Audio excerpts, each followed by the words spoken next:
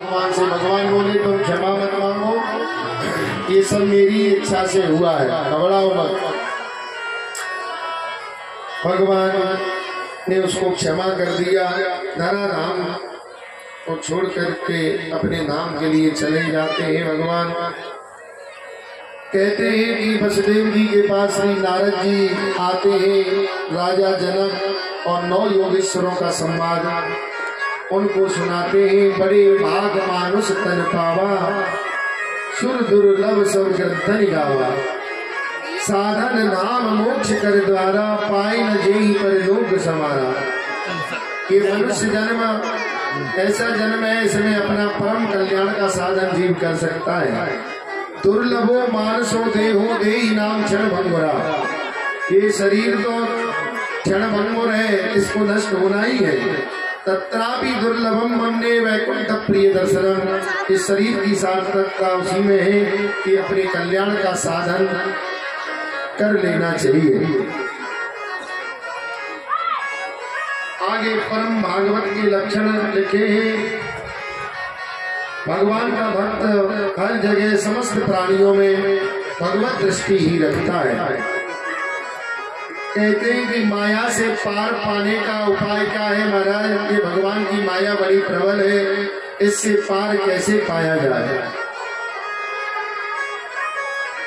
तो कहते हैं कि जैसी कोई सरोवर में डूब रहा है और उस डूबते हुए को कोई जाकर के बचाए, तो वह डूबने वाला इतना घबरा जाता है कि जो बचाने के लिए जाता है, जहां से वो पकड़ में आ जाए वहीं से उसको पकड़ लेता है।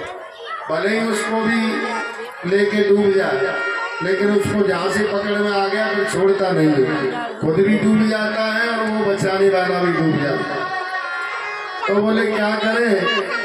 बोले देखो, इस संसार रूपी समुद्र में जो लोग डूब रहे हैं ना, उनके लिए सत्संग रूपी डोरी, कोई रस्सी मिल जाए, डूबते वही बचाना है तो रस्सी फेंक दे और रस्सी पकड़ के उसको खींच ले तो उसकी जान बच जाएगी।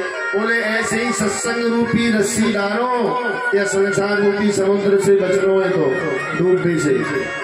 सत्संग जो करेगा उस पर कली का प्रभाव नहीं होगा। सत्संग करो मेरे भैया, याते पार लगेगी नैया। इसीलिए ये नहीं है कि महाराज एक बार भागवत सुन ली, 2 बार भागवत सुन ली, हो गया। नहीं, सदा भगवत चर्चा करते कराते रहना चाहिए। सदा सेव्या श्रीमद् भागवती कथा, सदा ही भगवान की कथाओं का श्रवण करना चाहिए। और माया से बचने का दूसरा उपाय बता रहे हैं कि सर्वात्म भाव से गुरु की शरणागति ले लेनी चाहिए। स्वतंत्र भजन नहीं करना चाहिए, गुरु आज्ञा पाकर के भजन करें। गुरु जो रास्ता बताए उस रास्ते पे चल के भजन पद्धति को समझना चाहिए। जो गुरु शरणागति ले लेता है वह भी कलयुग से माया से बच जाता है। कस्तरती मायाम या संगास्तजति यो महान भावम सेवते निर्ममो भवति। जिनको माया से बचना है वो महापुरुषों का, संतों का संग करे, सत्संग करे, तो भगवान की माया का प्रभाव उस पर नहीं होता है। आगे भक्तिहीन पुरुषों की गति का वर्णन कर रहे हैं कि जो भक्तिहीन पुरुष है उनकी अधोगति होती है। बहुत सी स्त्रियां, शूद्र आदि भगवान की कथा, उनके नाम संकीर्तन आदि से जो दूर है, आप जैसे भगवत भक्तों की दया के जो पात्र हैं, जैसे कहीं सत्संग हो तो माताओं को और शूद्र नीची जाति के लोग हैं जो उनको ज्यादा अवसर देना चाहिए। देखो ये व्यवस्था बनाई भगवान ने, ब्राह्मण क्षत्रिय वैश्य शूद्र, लेकिन हम लोग क्या करते हैं, जो शूद्र लोग होते हैं उनसे घृणा करते हैं। देखो ठीक है, मुझे नियम का पालन करना चाहिए, लेकिन उनसे घृणा भी नहीं करें। अरे है तो वो हिंदू ही है, तो हमारे भाई, जब हम उनका तिरस्कार करते हैं तो वो लोग अपना धर्म भी बदल ले रहे हैं। एक तो हमारा भाई कम हो गया, दूसरा वो भाई हमारे सामने शत्रु बन करके लड़ने के लिए भी तैयार है। इसलिए उनकी उपेक्षा नहीं करनी चाहिए। कहीं कथा भागवत कीर्तन हो तो देखो भगवान की चर्चा सुनने को सबको अधिकार है, इसलिए उनको भी अवसर देना चाहिए, उनको भी बुलाना चाहिए। ये नहीं है वे ब्राह्मण और चौधरी कथा कर रहे हैं तो और कोई नहीं आओ, नहीं, सबको बुलाना चाहिए। और विशेष करके माताओं को अवसर देना चाहिए, क्योंकि बेचारी अपने घर गृहस्थ के धंधे कामन में लगी रहे, तो अवसर कभी कभी मिले तो 2-4 दिन कहीं सत्संग मिले तो काम को अपने को आगे पीछे, जैसे यहाँ की माता बड़ी चतुर है, करके और सत्संग में समय देना चाहिए। और भगवान ने यदि धन दिया है तो उसका भी सदुपयोग करें। धनम च धर्मेक फलम यतो ज्ञानम सविज्ञानम अनुप्रशांति। यदि भगवान ने आपको धन दिया है तो ये भगवान की महती कृपा है। बोले उस धन का एकमात्र फल क्या है? धनम च धर्मेक फलम। यदि भगवान ने तुमको धन दिया है कृपा करके तो उससे धर्म अर्जित कर लिया जाए, जितना हो जाए उससे धर्म कमा लो, क्योंकि ये संपत्ति तो साथ में जाएगी नहीं, ये धर्म ही साथ में जाता है। यतो ज्ञानम, बोले महाराज धन को धर्म में लगाने से क्या होगा? बोले यतो ज्ञानम, बोले तुमको अपने स्वरूप का, भगवान के स्वरूप का ज्ञान हो जाएगा सत्संग सुनने से। और बोले महाराज जब स्वरूप को जान लेंगे तो फिर क्या होगा? बोले अनुप्रशांति, तो फिर उस जीव को परम शांति का अनुभव होने लगता है। इसलिए धन का एकमात्र फल है धर्म। धर्म का फल धन नहीं है कि धर्म के द्वारा धन अर्जित किया जाए, नहीं, धन के द्वारा धर्म को अर्जित करना चाहिए। धर्म के नाम पर चंदा चिट्ठा नहीं करना चाहिए। एक बार हम गए चेरा गांव, जनूधर के पास पड़ता है राजस्थान में, और वहाँ बहुत से बाबा जी है महाराज, चिलम फूकबे वाले, उनने बहुत उगाई करी गांव में से कोई 10-15 ढेरी ना जायो, और बहुत बड़ो यज्ञ भागवत, और एक दिन पहले नाजे लेके बेच के और झट भागी ले लेके जोड़ी में। अब पूरा गांव देखे महाराज बता यज्ञ बारे बैठे, भागवत बारे बैठे, उनको काफी दक्षिणा में। और फिर बेचारे वहाँ के गांव के चौधरी बड़े बढ़िया, उनने कही भाई ठीक है हमारे गांव में आए तो हम जरूर मान सम्मान ज्यादा नहीं तो थोड़ो करेंगे। बेचारे उन्हें सबने फिर उगाई करी, और जब सबको विदाई हुई तो देखो धर्म के नाम पे चंदा चिट्ठा करके गड़बड़ी नहीं करनी चाहिए। धर्म के नाम पे पैसा नहीं कमाना चाहिए, और नहीं तो ऐसे लोग दंड के पात्र हैं। वे यमपुर में उनको रिजर्वेशन है जाए पहले। लक्ष्मी के सुत चारे और धर्म गनिन बिचोर, और धर्म है खर्चे नहीं तो 3 करे बनफोर। लक्ष्मी जी के 4 बेटा हैं। पहला है धर्म बड़ा बेटा, यदि तुमने धर्म में धन को नहीं लगाया तो 3 बेटा नालायक है। कौन? नृप। बोले राजा को पता लगेगा कि बहुत धन है तो टैक्स में ले जाएंगे, छापा पड़ जाता है लोगों को। जो लोग धर्म में पैसा नहीं लगाते धन को, उनके महाराज चोरी है जाए, कहो तो चोर ले जाए, ऐसा धन कोई काम ना आवे फिर, और कहो तो आग लग जाए। तो जो धर्म में धन को नहीं लगाता उनकी फिर ये 3 गति होती है, या तो राजा टैक्स के रूप में छापा मार दे, या चोर चुरा के ले जाए, या फिर आग लग जाए उनके धन में। इसलिए धन दिया है तो आगे खूब धर्म करो, क्योंकि धर्मो रक्षति रक्षिता, जो धर्म की रक्षा करता है संकट के समय में धर्म उसकी रक्षा करता है।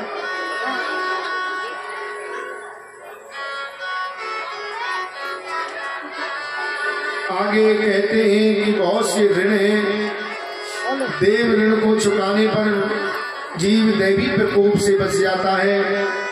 ऋषि ऋण से अज्ञानता बढ़ती है। प्राणियों के ऋण से प्राणियों को कष्ट मिलता है। सर्प आदि से पितृ ऋण से पुत्र को नरक प्राप्ति होती है और उसी का मांस काट करके उसको खिलाया जाता है। तो इन सभी ऋणों से उरीण होने के लिए भगवान की आराधना करना आवश्यक है। जो भगवान की आराधना करते हैं वो सब ऋणों से उरीण हो जाते हैं। बोलिए नाम भगवान की जय हो। आगे भगवान का धरा धाम को छोड़कर जाने का जब समय आया तो ब्रह्मा जी आए, कहा कि प्रभु आपका जाने का समय हो गया है, धरा धाम को छोड़ने का। इस बात को उद्धव जी सुन रहे थे तो रोने लगे कि मैं किसके सहारे रहूंगा। भगवान बोले कि देखो मैं इस भागवत में ही अपने स्वरूप को निहित कर रहा हूँ। जो जीव इस भागवत का आश्रय ले लेगा उसको मेरा विरह कभी नहीं सताएगा। कि भागवत साक्षात भगवान श्री कृष्ण के ही स्वरूप है। जो इनका आश्रय ले लेगा उनको कभी भी भगवान की विस्मृति नहीं होगी। ब्रह्मा जी ने जब सुधाम चलने को कहा तो उद्धव जी घबरा गए और उद्धव जी को अपनी चरण पाद का भगवान देते हैं कि तुम इनका आश्रय लेकर के भद्र का आश्रम चले जाओ और वहां तुम भागवत जी का पाठ करना, क्योंकि मैं अपने स्वरूप को भागवत में ही निहित कर रहा हूँ। बोलिए भागवत भगवान की। आगे अवधूत उपाख्यान के द्वारा 24 गुरुओं की कथा का वर्णन है। संक्षेप में कुछ गुरुओं की महिमा हम आपको बताते हैं कि दत्तात्रेय जी महाराज एक बार नरेंद्र जी की सभा में पहुंचे। उनसे पूछा ऋषियों ने कि भाई तुम्हारी मस्ती का क्या कारण है। बोले देखो मेरी मस्ती का कारण मेरे 24 गुरु हैं। बोले आपने 24 गुरु बनाए? बोले हाँ, एक नहीं 24 गुरु। देखो मैंने पृथ्वी को गुरु बनाया, पृथ्वी पर कोई मल त्याग दे मूत्र त्याग दे सबको सहन करती है क्योंकि माँ है, इसलिए पृथ्वी से सहनशीलता की शिक्षा ले। वायु को गुरु बनाया, वायु कहीं रुकती नहीं है, चाहे कहीं सुगंध हो या दुर्गंध हो सदा बहती रहती है। ऐसे ही व्यक्ति को आगे बढ़ते रहना चाहिए, एक जगह फंस के नहीं रहना चाहिए और अच्छे लोगों को शिक्षा का धर्म का प्रचार प्रसार करना चाहिए।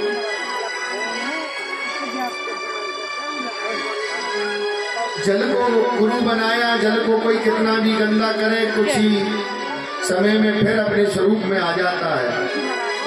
तो संत लोगों का कोई मान सम्मान करे या अपमान करे वो अपने स्वरूप में स्थित रहते हैं। सूर्य को गुरु बनाया, सूर्य सब जगह से जल का शोषण करते हैं और अमृत में जल का वर्षण करते हैं। और अजगर को गुरु बनाया, अजगर किसी की चाकरी करता नहीं है। अजगर करे न चाकरी, दाता करे न काम, दास मनु का कहे गई सबकी दाता राम। अजगर पड़ा रहता है और वो किसी की चाकरी नहीं करता, जो उसको मिल जाता है शिकार उसी का शिकार कर लेता है। तो ज्यादा प्रयास नहीं करना चाहिए, भगवान के भरोसे जीव को रहना चाहिए। जो मिल रहा है ठाकुर जी की कृपा से उसी में संतुष्ट और प्रसन्न रहने की आदत बनानी चाहिए।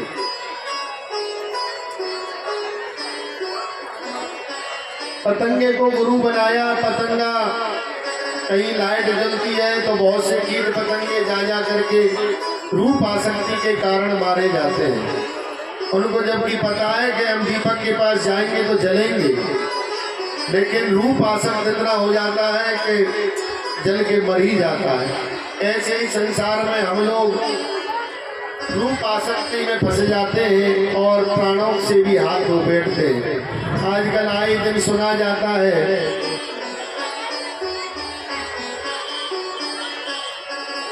बुरा मत मानना, खुले शब्दों में कोई लड़का फलाने लड़के को लड़की को लेके भाग गया, कोई लड़की फलाने लड़के को लेके भाग गई और महाराज के तो जान से भी हाथ धो बैठते हैं, रूप आसक्ति के कारण मारे जाते हैं।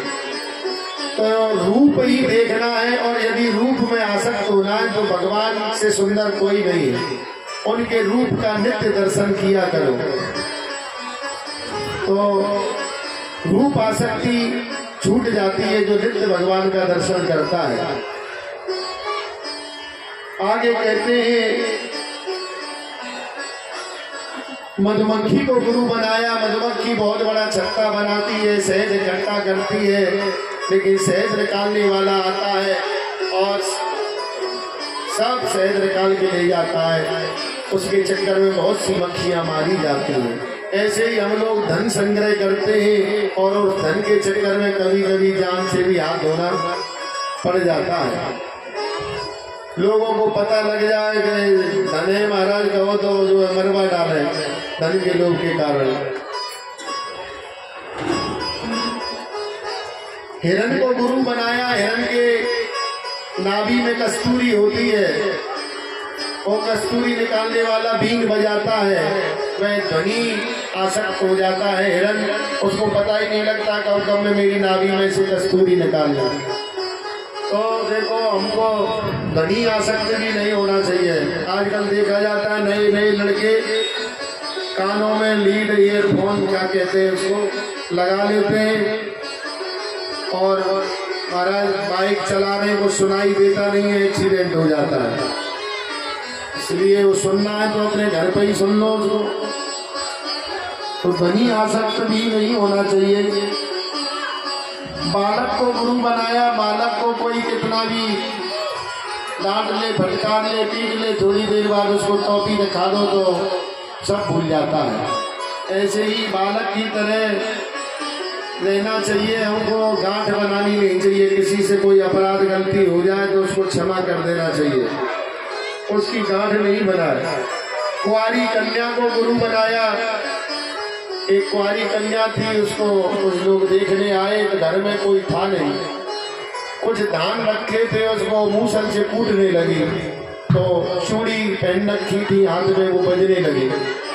चार चार चूड़ी थी, दो दो चूड़ी को उतार दिया, फिर कूटने लगी तो फिर भी बजने लगी, फिर एक एक चूड़ी को और उतार दिया तो बजना बंद हो गया। ऐसे ही घर में जहाँ चार छह लोग होते वहाँ झगड़ा शुरू हो जाता है। तो जो जितना अकेला रहता है, अलग रहता है, वो उतना ही सुखी रहता है। वैश्या को, पिंगला वैश्या को गुरु बनाया। सुबह से शाम हो गई, देखती रही कि कोई आया नहीं।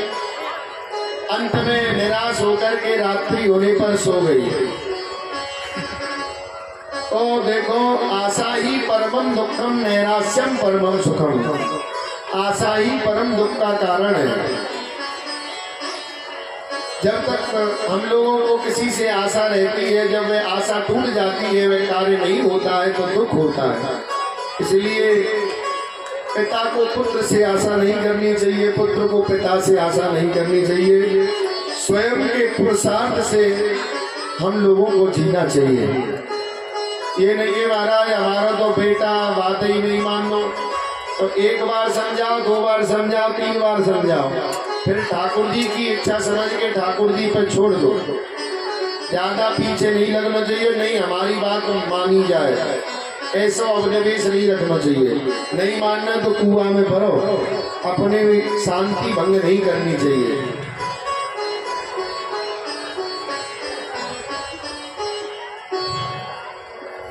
और एक बाण बनाने वाले को भी गुरु बनाया। बाण बना रहा था, बाण बनाने वाला, वहां से राजा की सवारी निकली। किसी ने पूछा कि भाई राजा की सवारी निकली थी क्या यहाँ से? बोले भाई पता नहीं। तो इससे शिक्षा लेनी चाहिए कि किसी भी कार्य को हम करें तो पूर्ण तन्मयता के साथ और ईमानदारी के साथ करें। विद्यार्थी पढ़ रहे हैं तो पूर्ण ईमानदारी से पढ़ाई करें। ये नहीं है हम घर के भेजे पढ़वे और वहाँ आनंद ले रहे हैं, हम गधा बच्ची सी कर रहे हैं। नहीं, ईमानदारी पूर्वक और यत्न पूर्वक उस कार्य को करना चाहिए सुदृढ़ता से।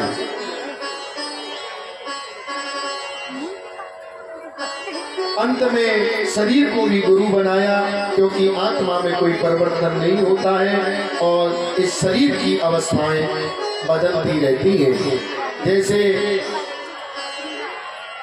एक कपड़े को उतार के रखो, दूसरा कपड़ा जैसे हम लोग पहन लेते हैं, ऐसे ही एक शरीर को छोड़ करके ये आत्मा दूसरा शरीर धारण कर लेती है। आत्मा में कोई परिवर्तन नहीं होता है, खाली शरीर की अवस्था में परिवर्तन होता है। ये आत्मा अजर अमर है, ये कभी मरती नहीं है।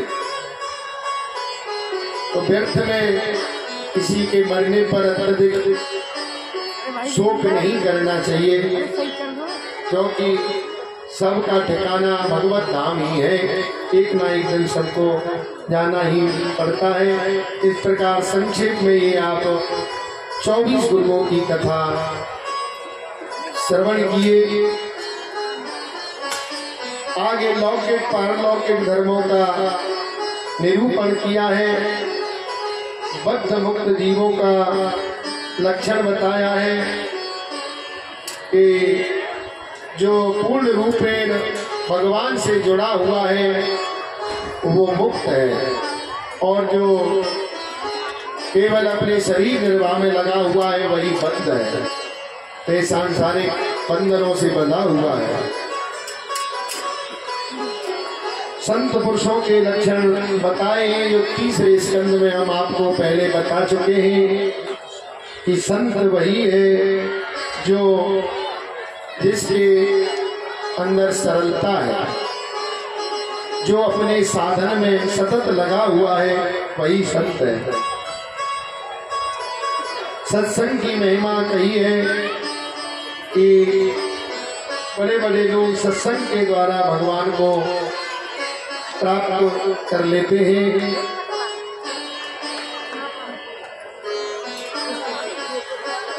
आगे भगवान की भिन्न भिन्न विभूतियों का वर्णन है, वर्णाश्रम धर्मों का निरूपण हुआ है।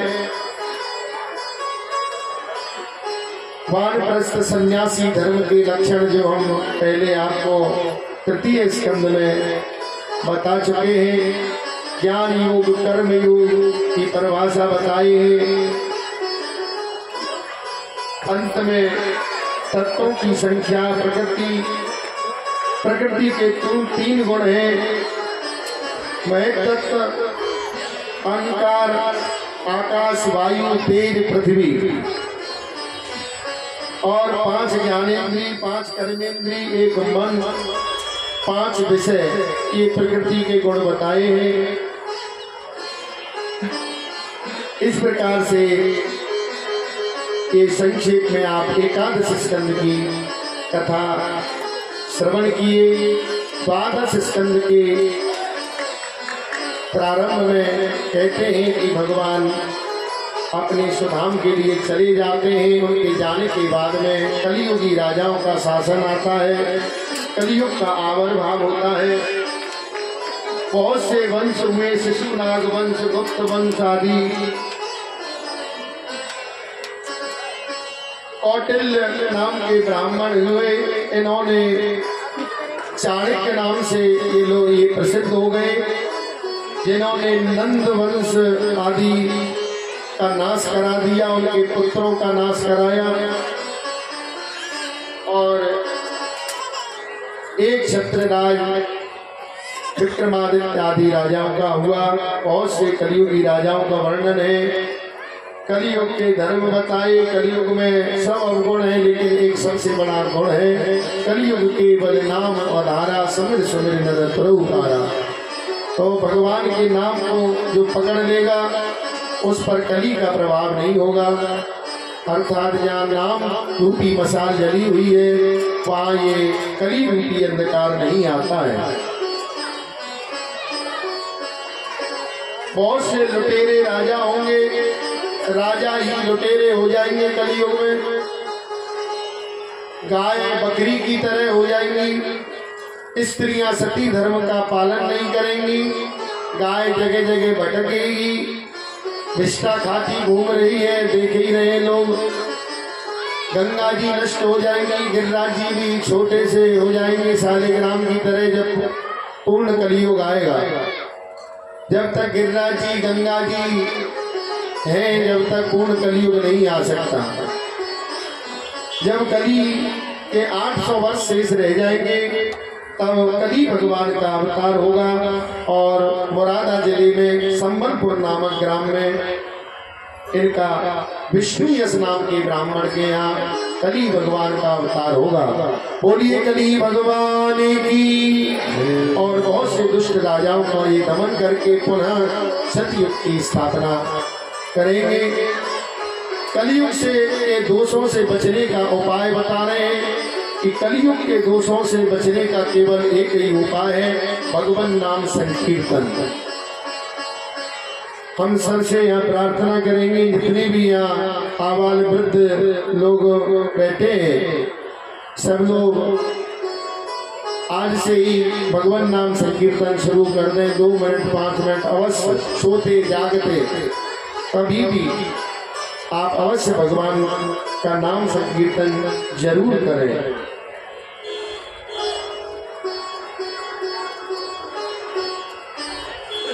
आगे सुखदेव जी का अंतिम उपदेश परीक्षित जी के लिए जो किया है, वे बता रहे हैं कि तुम तु राजन मरी स्थिति पशु बुद्धि माम नहीं।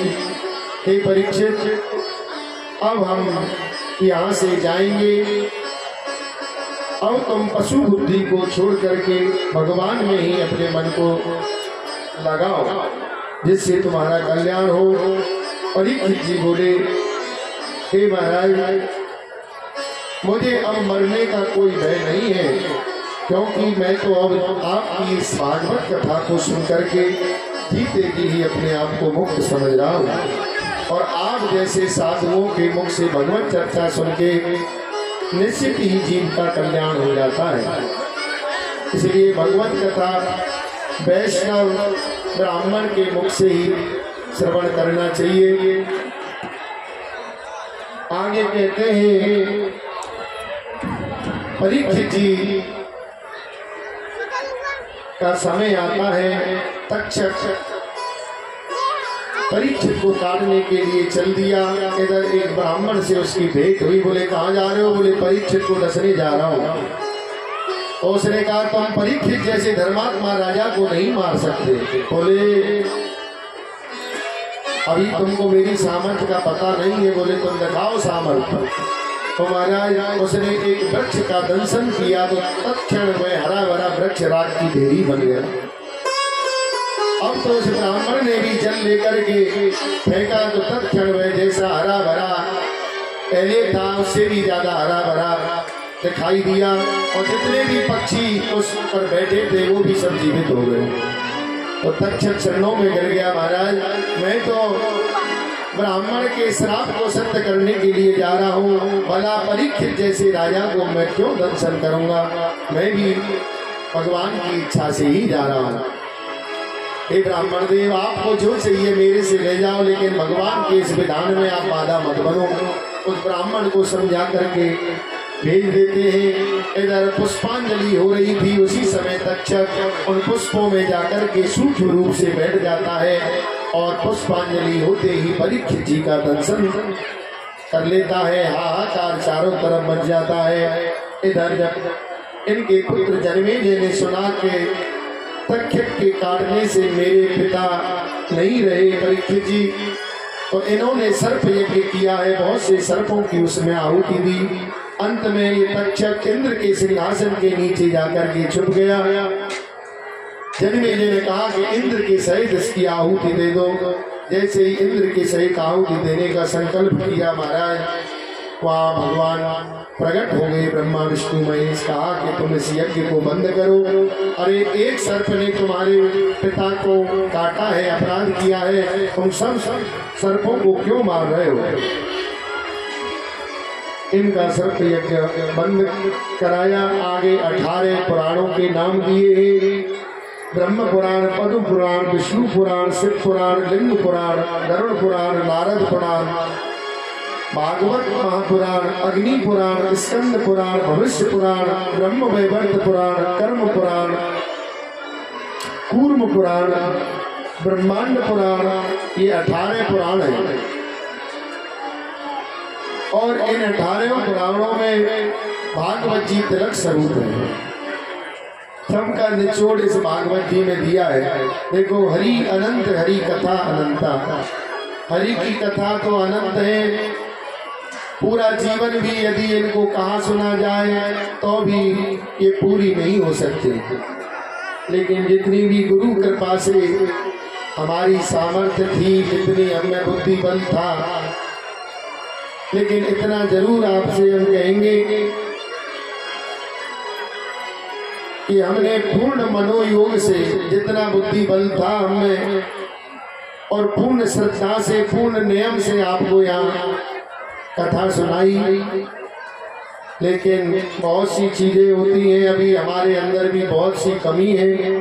आप सब श्रोताओं से हम प्रार्थना करेंगे कि भगवान से प्रार्थना करें हमारे लिए कि जो कमी अभी हमें है उनको भी भगवान हमारी कमियों को दूर करें, जिससे कि और भी हम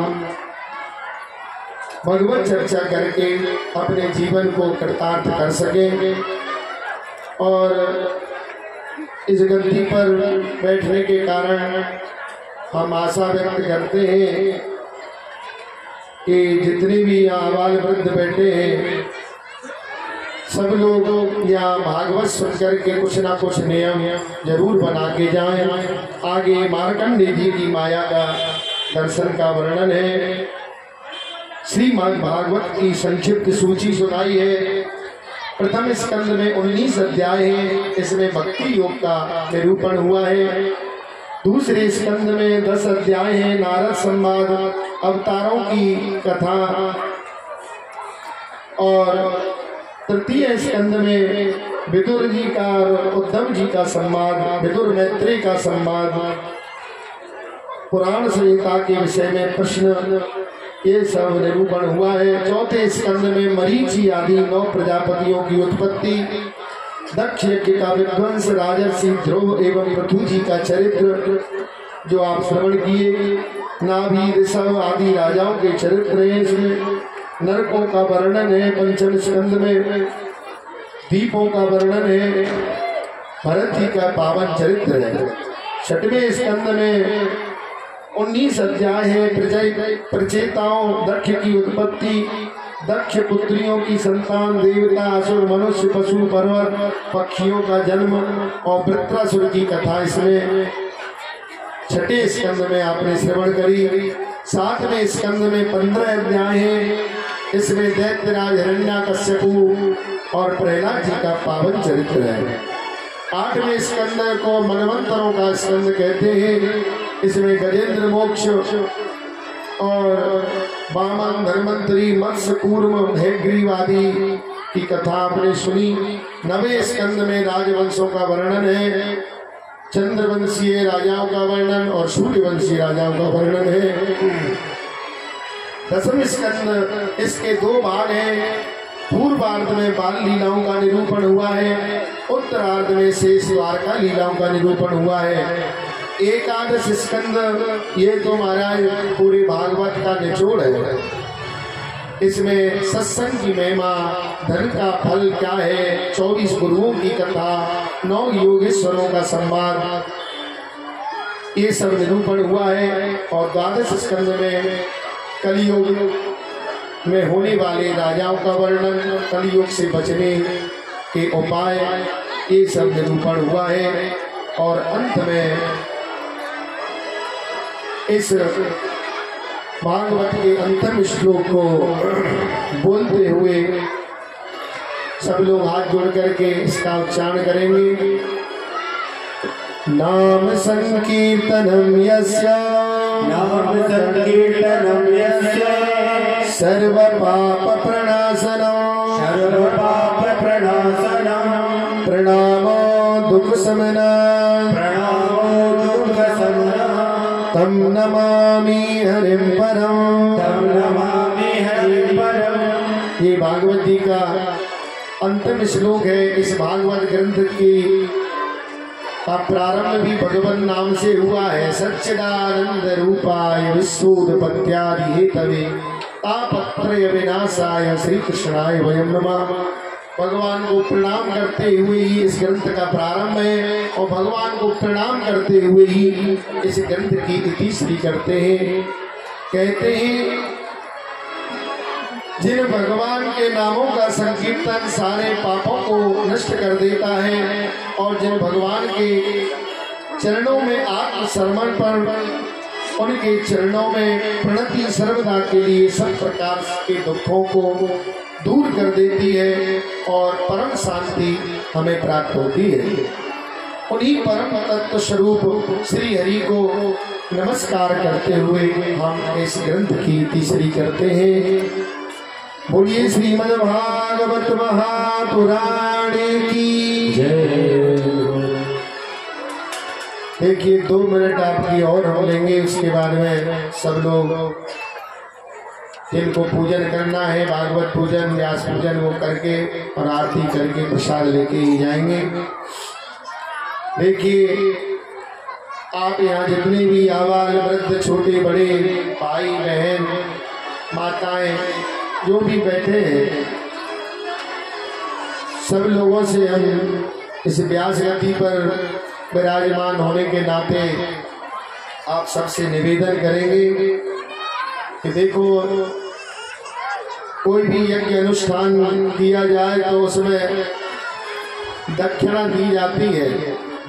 दक्षिणा का मतलब ये रुपया पैसा संपत्ति ये नहीं है, वस्त्र वगैरह ये दक्षिणा नहीं है।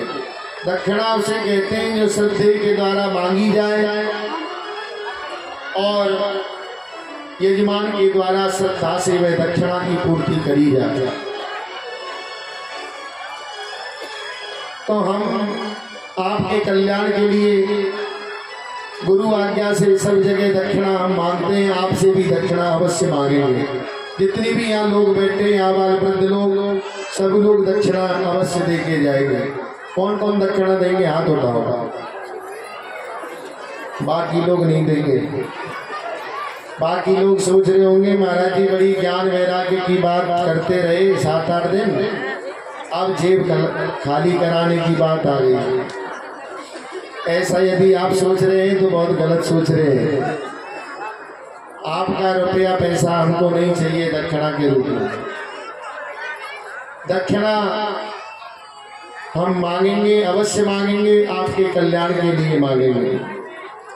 और हमको ऐसी आशा भी है कि आप सब लोग हमको दक्षिणा अवश्य देके जाएंगे। पहली दक्षिणा हमारी ये है कि किसी ने चाहे 6 दिन कथा सुनी, चाहे 7 दिन सुनी, चाहे पूरी कथा श्रवण की, आज से आगे आपके जीवन में ऐसा कोई भी दिन नहीं जाए जिस दिन तुम हरि नाम संकीर्तन घर में अपने अपने घरों में ना करें। इस दक्षिणा को कितने लोग देंगे? वाह, आपने हमारी झोली भर दी। हम भी राधा रानी के सामने जाके कहेंगे कि हम लोगों को नगरिया वासियों ने खूब झोली भर के दक्षिणा दी। हमारी राधा रानी भी प्रसन्न हो। देखो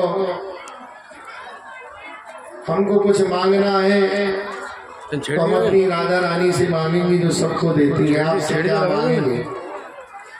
हम तो संसारी लोग तो स्वयं ही भिखमंगे हैं और भिखमंगों से भीख क्या मांगेंगे। तो आप हमको क्या दे सकते हैं और हम आपसे क्या मांग सकते हैं? लेकिन आपके कल्याण के लिए ये 1-2 चीजें हम अवश्य मांग रहे हैं। तो दूसरा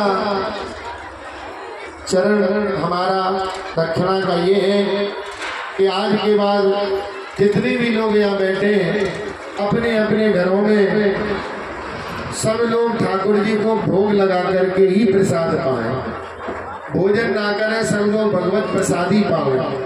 और उससे तुम्हारी बुद्धि में सात्विकता आएगी, भक्ति में तुम्हारी रुचि बढ़ेगी और संत ब्राह्मणों में तुम्हारी श्रद्धा भाव भक्ति अवश्य भगवान बढ़ाएंगे।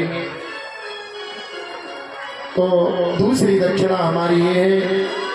और तीसरी दक्षिणा और है, अंतिम दक्षिणा हमारी ये है कि देखो ये जीव दोषों का तो पुतला है, हर जीव के अंदर दोष है, हमारे अंदर भी है, आपके अंदर भी है, लेकिन इन दोषों को छोड़ने का प्रयास करना चाहिए। तो आप अपना अपना कोई आज एक दोष, हम अंतर्यामी नहीं है, आप अपने दोषों को स्वयं जानते हैं, अपना कोई एक अवगुण, एक अपना कोई दोष आज भागवत जी के लिए समर्पित करके जाना। हमारा ऐसा विश्वास है कि भागवत जी की कृपा से वह दोष तुम्हारा दूर हो जाएगा।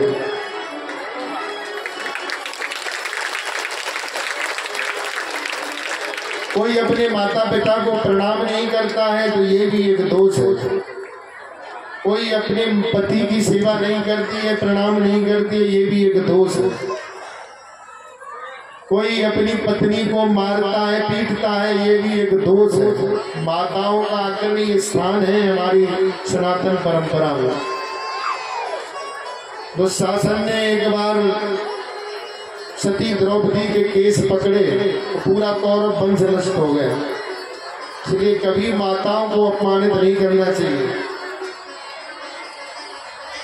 हमेशा इनको गौरव देना चाहिए। और माताओं की विशेष जिम्मेदारी है, आप प्रसाद बनाती हैं घर में, सबको भगवान नाम लेते हुए प्रसाद बनावे, उसके बाद ठाकुर जी का भोग लगावे, तत्पश्चात ही सबको भोजन कराओ। कोई भाई अपने भाई से नहीं बोलता, कोई अपने पड़ोसी से नहीं बोलता, ये भी दोष है। कोई किसी से शत्रुता रखता है, बैर रखता है, अनेकों दोष है। कोई गुटखा खाता है, कोई बीड़ी पीता है, कोई सिगरेट पीता है, कोई मदरा पीता है, बहुत से दोष हैं। आप अपने अपने दोषों को स्वयं जानते हैं। तो आप दक्षिणा के रूप में आज भागवत जी को अपना दोष अवश्य अर्पित करके जाना। कौन कौन अपना दोष छोड़ रहे हैं? बाकी लोग निर्दोष हैं क्या सब? कोई अवगुण है ही नहीं? चलिए ठीक है, आप अपने अपने मन में सोच लें, भागवत जी को अपना दोष अर्पित करें और हम आप सबकी मंगल कामना करते हैं। आपका ठाकुर जी खूब मंगल करें। ऐसे धार्मिक आयोजन आपके गाँव में, आपके बीच में होते रहे।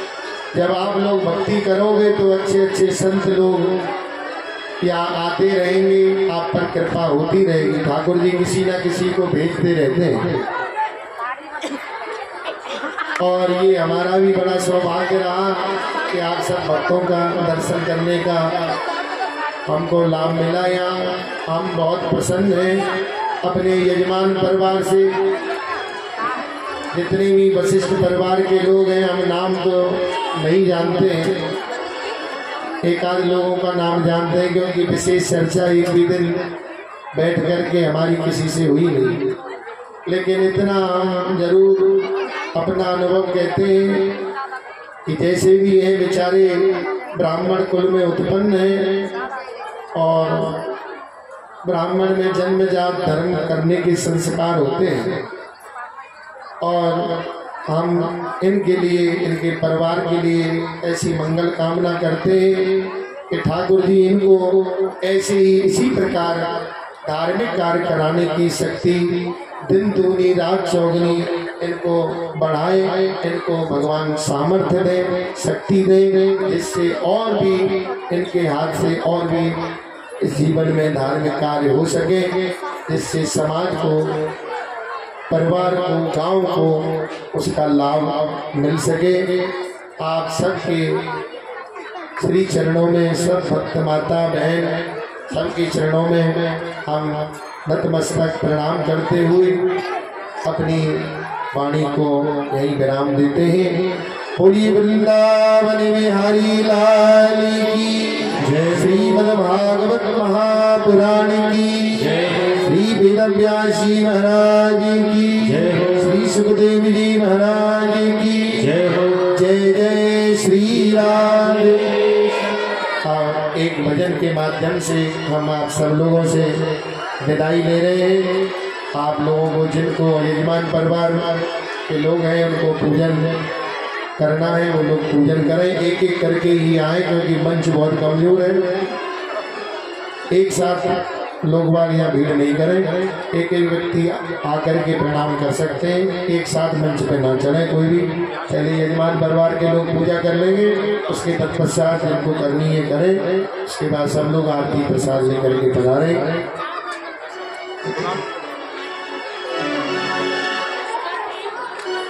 अरे भूलो मत प्यारे,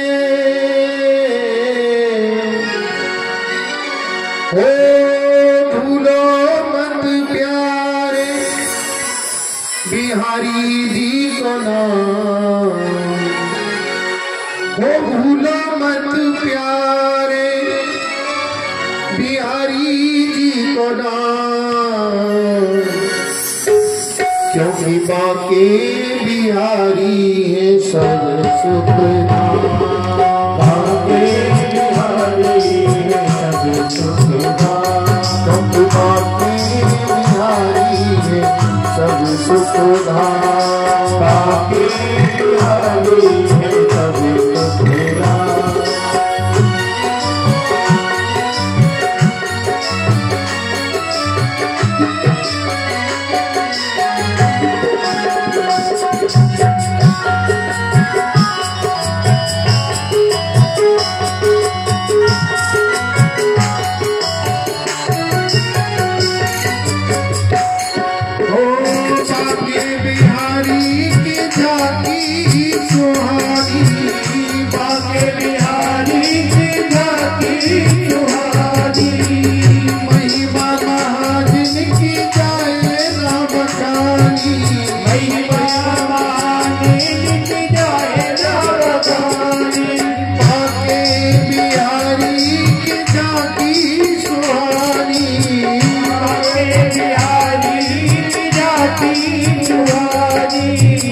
महिमा महाजन की जाए राम खानी। महिमा महाजन की जाए राम खानी। हरी सारे पे खड़े देखो इनके चारों धाम। जाने पे खड़े हैं इनके चारों धाम। बाके बिहारी है सब सुख धाम। बाके बिहारी है सब सुख धाम। बाके बिहारी है सब सुख धाम। बाके बिहारी है सब सुख धाम।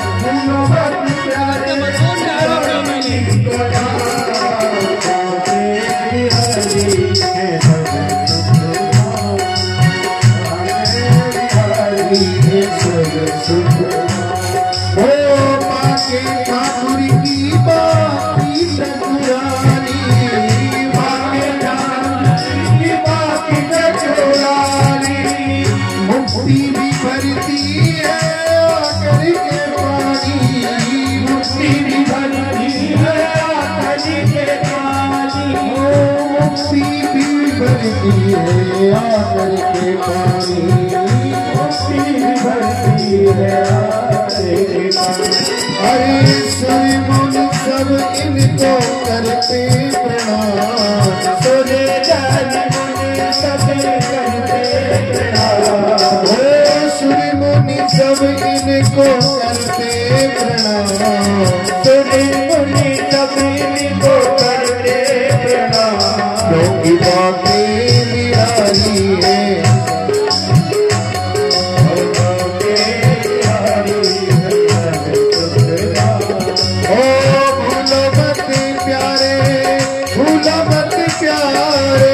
भूलो मत प्यारे बिहारी जी का नाम, भूलो मत प्यारे बिहारी जी का नाम। क्योंकि आगे बिहारी है सब सुखदान, आगे बिहारी है सब सुखदान।